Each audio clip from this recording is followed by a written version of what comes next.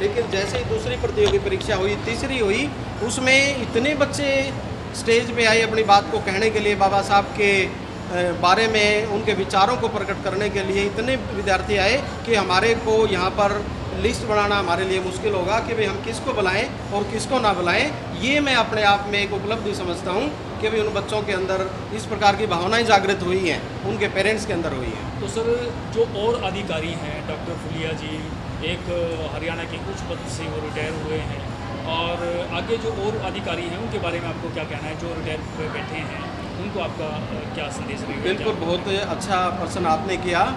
जैसे कि हम सभी जानते हैं, डॉक्टर आर फुलिया जी रिटायर्ड हो चुके हैं आईएएस से, और आईएएस में भी वो एडिशनल चीफ सेक्रेटरी के पद से रिटायर हुए हैं। एक महत्वपूर्ण पोस्ट, एक बहुत बड़ी पोस्ट होती है।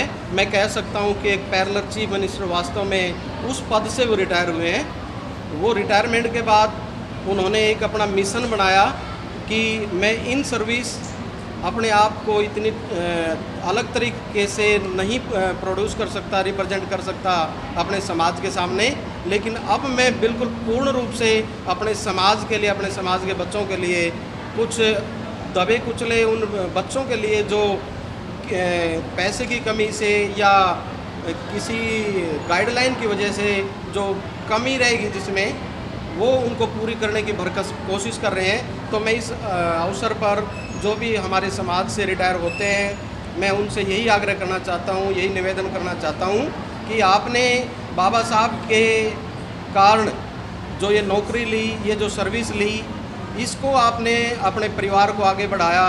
तो मैं आप सभी से जो रिटायरमेंट पे हैं, उन सभी से निवेदन करना चाहता हूँ कि आप परिवार के साथ साथ, बाबा साहब ने कहा है कि हम समाज के लिए भी कुछ करें, तो आप समाज के लिए मैं आपसे हाथ जोड़ के विनती करता हूँ, आप समाज में आएँ, समाज के लिए करें, ताकि हम जो बाबा साहब ने कहा था, उन्होंने जो सोचा था, उनके लिए हम कुछ कर सकें, स्पेशली आप कुछ कर सकें। इसलिए आपका बड़ा आभार रहेगा कि आप समाज के लिए भी कुछ ना कुछ ज़रूर करें।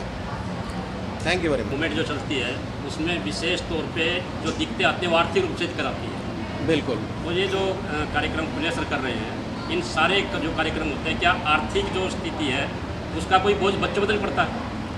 यस, बहुत बढ़िया क्वेश्चन किया। जैसे कि आप जानते हैं, 2 जो प्रतियोगी परीक्षाएं हुई हैं, उसमें हमने मिनिमम चार्ज रखा है 50 रुपये रजिस्ट्रेशन फ़ीस, और वो एक बार हमने प्रतियोगी परीक्षाएं रखी थी, जो पहले वाली वो फ्री ऑफ कॉस्ट थी। उसमें हमने देखा कि अगर कोई प्रतियोगी परीक्षाएं आज के समय में बगैर पैसे के, बगैर रजिस्ट्रेशन फ़ीस के की जाती है, तो उसका उतनी इम्पोर्टेंस नहीं रहता। बच्चे या अभिभावक शायद ये सोचते हैं कि भाई इसमें कोई फ़ीस नहीं है, इसलिए समय लगेगा तो हम जाएंगे, और समय नहीं लगेगा तो हम नहीं जाएंगे। यानी वो इफ बट के चक्कर में रह के वो प्रतियोगी परीक्षाओं में मन से पार्टिसिपेट नहीं करते। तो ये जो आर्थिक स्थिति की बात आप कर रहे हैं, ये 50 रुपये की जो फ़ीस हमने या डॉक्टर आर फुलिया जी ने इसलिए रखी है ताकि उनके पेरेंट्स को या उन विद्यार्थियों को, उन बच्चों को लगे कि हाँ, हमने इस प्रतियोगी परीक्षा के लिए अपना रजिस्ट्रेशन करवाया हुआ है, हमने कम से कम चार्ज 50 रुपये दिया हुआ है, और हमने चूँकि हमने पैसे दिए हुए हैं इसलिए हमारी नैतिक जिम्मेवारी पड़ती है, और हमारे पेरेंट्स के पैसे लगे हुए हैं, इसलिए हमारे को इस प्रतियोगी परीक्षा में भाग लेना चाहिए। सिर्फ इसी बात को देख के ही वो मिनिमम चार्ज 50 रुपये लिया गया है। लेकिन उसके बदले में पिछली बार भी 120 रुपये की बुक रजिस्ट्रेशन 50 रुपये के साथ फ्री दी गई थी। अब की बार भी एक बुक संविधान को जानो प्रतियोगी परीक्षा के लिए बच्चों को फ्री दी गई है, जो जिसके लिए सिर्फ 50 रुपये रजिस्ट्रेशन फीस है। सर, एक जो बच्चे यहाँ पे आते हैं उनके साथ उनके पेरेंट्स भी आते हैं जी, तो उनके लिए खाने पीने का प्रबंध, कोई लंच वगैरह का प्रबंध उसके? यस, जैसे पिछली बार भी यहाँ पर आपने भी देखा था, आप यहाँ पे आए थे, जैसे ही प्रतियोगी परीक्षा कंप्लीट हुई है, लंच का प्रोग्राम यहाँ पर धर्मशाला में किया गया है। अब की बार भी लंच का प्रोग्राम यहाँ पे है। तो जैसे ही अब ये प्रतियोगी परीक्षाएँ कंप्लीट हो चुकी है और थोड़ी देर में लंच तैयार हो जाएगा, पानी का अरेंजमेंट जैसे कि आप प्रोग्राम में देख रहे हैं, लगातार बच्चों के लिए या उनके अभिभावकों के लिए या इन्विजिलेटर जो भी पेपर में ड्यूटी जिनकी लगी हुई है, सभी के लिए पानी की व्यवस्था लगातार की जा रही है। और इन सभी का पूरे जो भार है डॉक्टर आर फुलिया जी उठाते आ रहे हैं। मैं उनको सैल्यूट करता हूं कि इस प्रकार की मुहिम वो चला रहे हैं। सर एक सवाल हमेशा इन संस्थाओं को लगता है जो खासकर विशेषकर बाबा साहब के मिशन को लेकर चलती है। लोग ये कहते हैं कि इनकी संस्थाओं में एक ही जाति के लोग ज़्यादातर आते हैं और ये इलीगल हर बार लगता है। इस प्रतियोगिता में आप इस बारे में क्या कहना चाहेंगे? ये जिसने जो आरोप लगाना है वो उसकी सोच होती है, वो आरोप लगाएगा, उसको हम नहीं रोक सकते।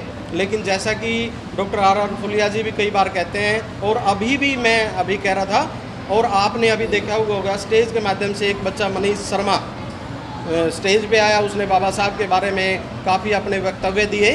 तो ऐसा नहीं है, हमारे साथ काफ़ी दूसरे वर्गों से भी विद्यार्थी आते हैं, पेरेंट्स आते हैं और यहाँ पे जो प्रोग्राम को ऑर्गेनाइज करवाने के लिए आते हैं वो भी दूसरे समुदाय से आते हैं।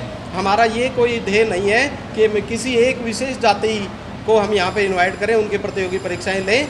हमारा उद्देश्य यही है सभी वर्गों में बाबा साहब की जागृति हो, बाबा साहब के बारे में जानें, तभी हम जो आर फुलिया जी जो मुहिम लेके चल रहे हैं वो कामयाब तभी हो सकती है। Thank you.